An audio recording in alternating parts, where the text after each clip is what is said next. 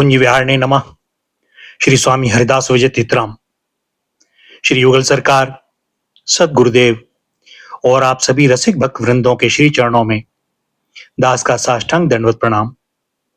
आज श्रीमद् भागवत महापुराण के दशम स्कंद के अंतर्गत 59वां अध्याय भौमासुर का उद्धार और 16,100 राजकन्याओं के साथ भगवान का विवाह।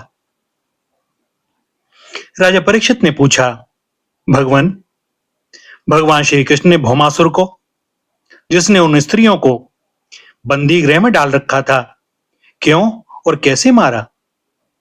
आप कृपा करके शारंग धनुषधारी भगवान श्री कृष्ण का वह विचित्र चरित्र सुनाइए।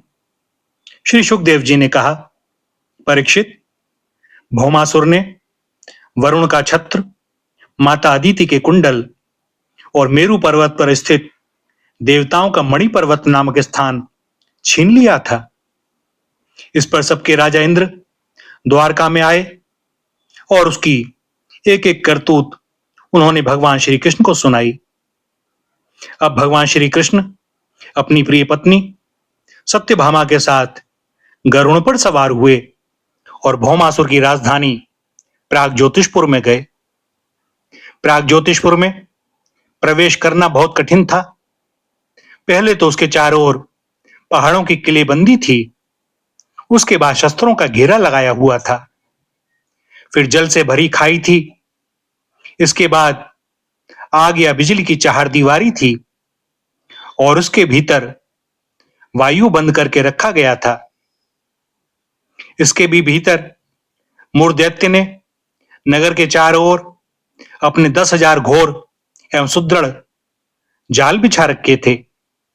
भगवान श्री कृष्ण ने अपनी गदा की चोट से पहाड़ों को तोड़ फोड़ डाला और शस्त्रों की मोर्चेबंदी को बाणों से छिन्न भिन्न कर दिया। चक्र के द्वारा अग्नि, जल और वायु की चारदीवारियों को तहस नहस कर दिया और मूर दैत्य के फंदों को तलवार से काटकर अलग रख दिया। जो बड़े बड़े यंत्र मशीनें वहां लगी हुई थीं, उनको तथा वीर पुरुषों के हृदय को शंखनाद से विदीर्ण कर दिया और नगर के परकोटे को गदाधर भगवान ने अपनी भारी गदा से ध्वंस कर डाला। भगवान के पांचजन्य शंख की ध्वनि प्रलयकालीन बिजली की कड़क के समान महाभयंकर थी। उसे सुनकर मूर दैत्य की नींद टूटी और वह बाहर निकल आया। उसके 5 सिर थे और अब तक वह जल के भीतर सो रहा था।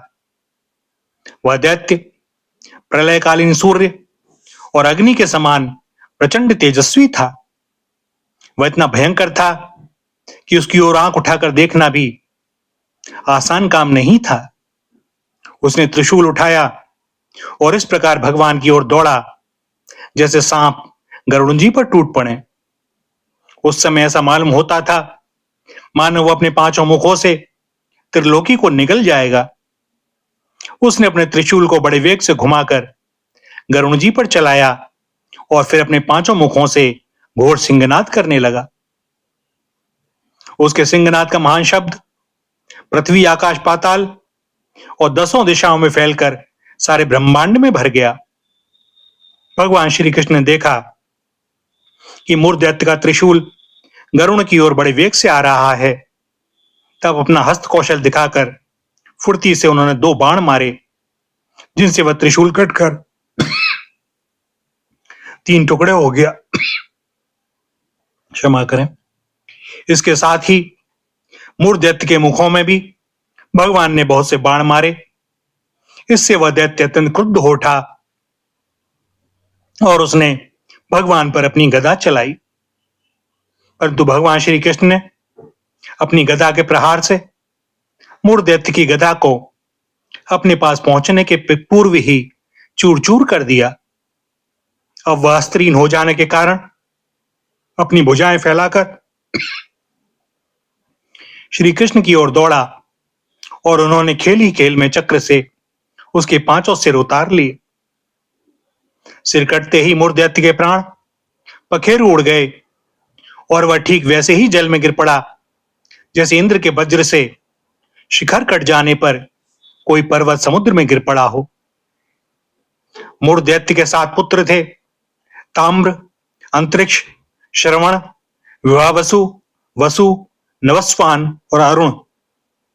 ये अपने पिता की मृत्यु से अत्यंत शोकाकुल हो उठे और फिर बदला लेने के लिए क्रोध से भरकर शस्त्रास्त्र से सुसज्जित हो गए तथा पीठ नामक दैत्य को अपना सेनापति बनाकर भौमासुर के आदेश से श्री कृष्ण पर चढ़ आए।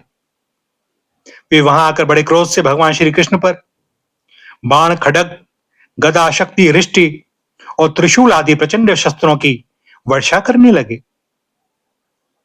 परीक्षित, भगवान की शक्ति अमोघ और अनंत है। उन्होंने अपने बाणों से उनके कोटि कोटि शस्त्रास्त्र तिल तिल करके काट गिराए।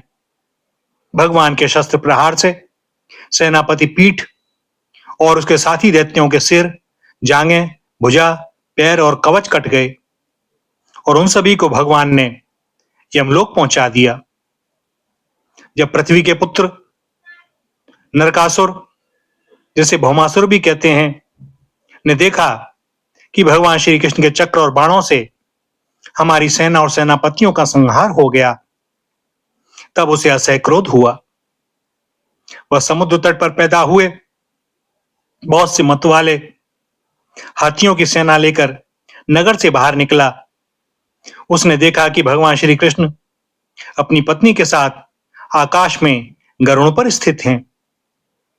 जैसे सूर्य के ऊपर बिजली के साथ वर्षाकालीन श्याम मेघ शोभायमान हो, भौमासुर ने स्वयं भगवान के ऊपर शतग्नि नाम की शक्ति चलाई और उसके सब सैनिकों ने भी एक ही साथ उन पर अपने अपने अस्त्र शस्त्र छोड़े। अब भगवान श्री कृष्ण भी चित्र विचित्र पंख वाले तीखे तीखे बाण चलाने लगे। इससे उसी समय भौमासुर के सैनिकों की भुजाएं, जंघाएं, गर्दन और धड़ कटकट कर गिरने लगे। हाथी और घोड़े भी मरने लगे। परीक्षित, भौमासुर के सैनिकों ने भगवान पर जो जो अस्त्र शस्त्र चलाए थे, उनमें से प्रत्येक को भगवान ने 3-3 तीखे बाणों से काट गिराया। उस समय भगवान श्री कृष्ण गरुण जी पर सवार थे और गरुण जी अपने पंखों से हाथियों को मार रहे थे। उनकी चोंच, पंख और पंजों की मार से हाथियों को बड़ी पीड़ा हुई और वे सब के सब आर्त होकर युद्ध भूमि से भागकर नगर में घुस गए। अब वह अकेला भौमासुर ही लड़ता रहा। जब उसने देखा कि गरुण जी की मार से पीड़ित होकर मेरी सेना भाग रही है, तब उसने उन पर वह शक्ति चलाई जिसने वज्र को भी विफल कर दिया था।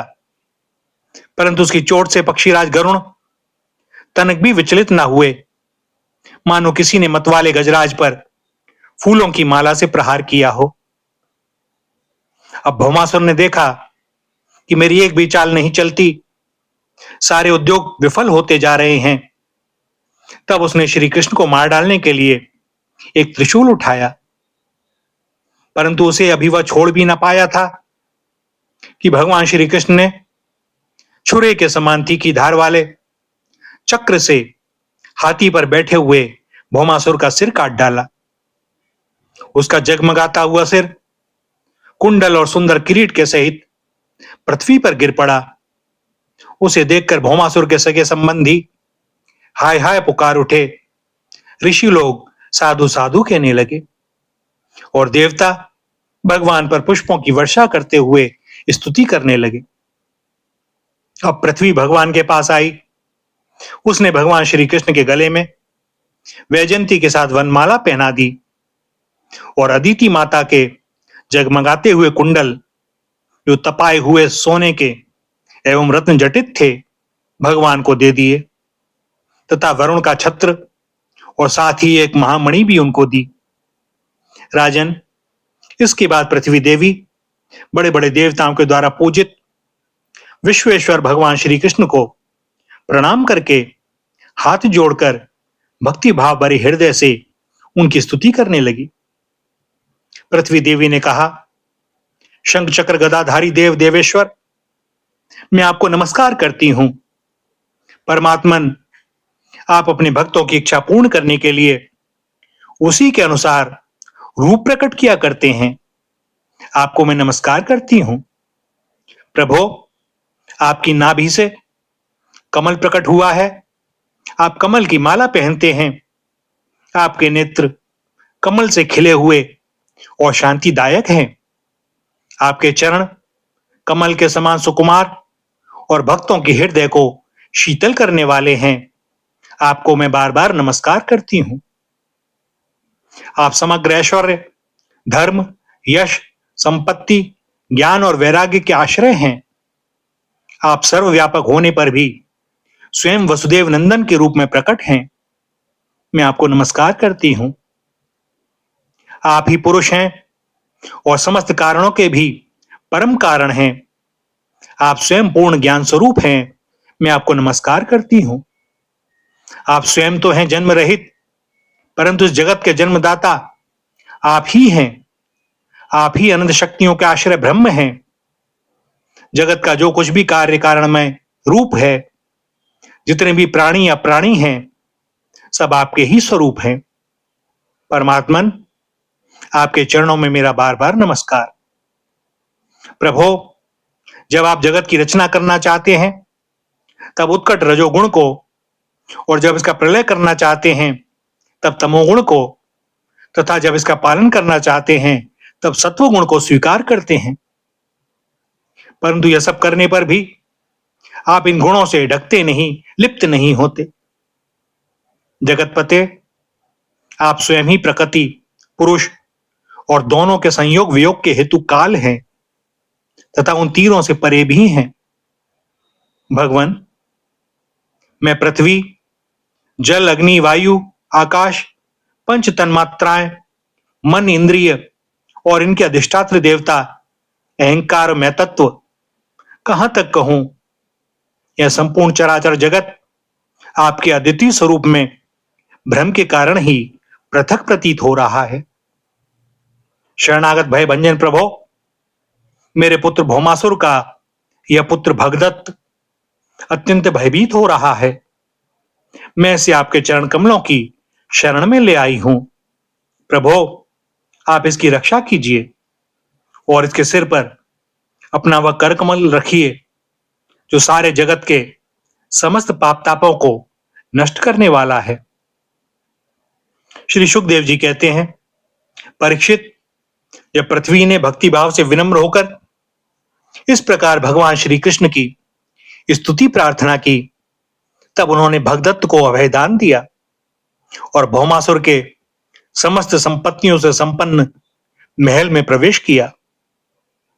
वहां जाकर भगवान ने देखा कि भौमासुर ने बलपूर्वक राजाओं से 16,000 राजकुमारियां छीनकर अपने यहां रख छोड़ी थी। जब उन राजकुमारियों ने अंतपुर में पधारे हुए नरश्रेष्ठ भगवान श्री कृष्ण को देखा, तब वे मोहित हो गईं और उन्होंने उनकी अहेतु की कृपा तथा अपना सौभाग्य समझकर मन ही मन भगवान को अपने परम प्रीतम पति के रूप में वर्ण कर लिया। उन राजकुमारियों में से प्रत्येक ने अलग अलग अपने मन में यही निश्चय किया कि ये श्री कृष्ण ही मेरे पति हों और विधाता मेरी इस अभिलाषा को पूर्ण करें। इस प्रकार उन्होंने प्रेम भाव से अपना हृदय भगवान के प्रति न्यौछावर कर दिया। तब भगवान श्री कृष्ण ने उन राजकुमारियों को सुंदर सुंदर निर्मल वस्त्राभूषण पहनाकर पालकियों से द्वारका भेज दिया और उनके साथ ही बहुत से खजाने, रथ, घोड़े और अतुल संपत्ति भी भेजी। ऐरावत के वंश में उत्पन्न हुए अत्यंत वेगवान 4-4 दांतों वाले सफेद रंग के 64 हाथी भी भगवान ने वहां से द्वारका भेजे। इसके बाद भगवान श्री कृष्ण अमरावती में स्थित देवराज इंद्र के महलों में गए। वहां देवराज इंद्र ने अपनी पत्नी इंद्राणी के साथ सत्यभामा जी और भगवान श्री कृष्ण की पूजा की। तब भगवान ने अदिति के कुंडल उन्हें दे दिए। वहां से लौटते समय सत्यभामा जी की प्रेरणा से भगवान श्री कृष्ण ने कल्प वृक्ष उखाड़कर गरुड़ पर रख लिया और देवराज इंद्र तथा समस्त देवताओं को जीतकर उसे द्वारका में ले आए। भगवान ने उसे सत्यभामा के महल के बगीचे में लगा दिया। इससे उस बगीचे की शोभा अत्यंत बढ़ गई। कल्प वृक्ष के साथ उसके गंध और मकरंद के लोभी भंवरे स्वर्ग से द्वारका में चले आए थे। परीक्षित, देखो तो सही, जब इंद्र को अपना काम बनाना था तब तो उन्होंने अपना सिर झुकाकर मुकुट की नोक से भगवान श्री कृष्ण के चरणों का स्पर्श करके उनसे सहायता की भिक्षा मांगी थी। परंतु जब काम बन गया तब उन्होंने उन्हीं भगवान श्री कृष्ण से लड़ाई ठान ली। सचमुच ये देवता भी बड़े तमोगुणी हैं और सबसे बड़ा दोष तो उनमें धनाढ्यता का है। धिक्कार है ऐसी धनाढ्यता को। तदंतर भगवान श्री कृष्ण ने एक ही मुहूर्त में अलग अलग भवनों में अलग अलग रूप धारण करके एक ही साथ सब राजकुमारियों का शास्त्रोक्त विधि से पाणी ग्रहण किया। सर्वशक्तिमान अविनाशी भगवान के लिए इसमें आश्चर्य की कौन सी बात है। परीक्षित, भगवान की पत्नियों के अलग अलग महलों में ऐसी दिव्य सामग्रियां भरी हुई थीं जिनके बराबर जगत में कहीं भी और कोई सामग्री नहीं है। फिर अधिक की तो बात ही क्या। उन महलों में रह रहकर मति गति के परे की लीला करने वाले अविनाशी भगवान श्री कृष्ण अपने आत्मानंद में मग्न रहते हुए लक्ष्मी जी की अंश स्वरूपा उन पत्नियों के साथ ठीक वैसे ही विहार करते थे जैसे कोई साधारण मनुष्य घर गृहस्थी में रहकर गृहस्थ धर्म के अनुकूल आचरण करता हो। परीक्षित, ब्रह्मा आदि बड़े बड़े देवता भी भगवान के वास्तविक स्वरूप को और उनकी प्राप्ति के मार्ग को नहीं जानते। उन्हीं रमा रमण भगवान श्री कृष्ण को उन स्त्रियों ने पति के रूप में प्राप्त किया था। अब नित्य निरंतर उनके प्रेम और आनंद की अभिवृद्धि होती रहती थी और वे प्रेम भरी मुस्कुराहट, मधुर चितवन, नव समागम, प्रेमालाप तथा भाव बढ़ाने वाली लज्जा से युक्त होकर सब प्रकार से भगवान की सेवा करती रहती थी। उनमें से सभी पत्नियों के साथ सेवा करने के लिए सैकड़ों दासियां रहती।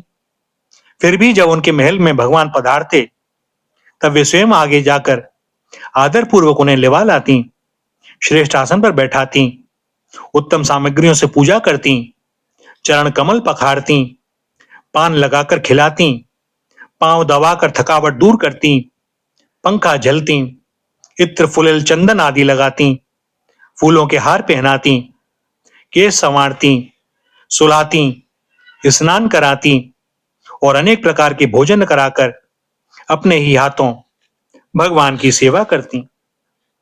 भैया, यहां पर दशम स्कंद का 59वां अध्याय समाप्त होता है और दास को अनुमति दें आज के लिए वाणी को विराम देने की। आगे श्री हरि की जैसी जो इच्छा। श्री राधा, श्री राधा, श्री राधा।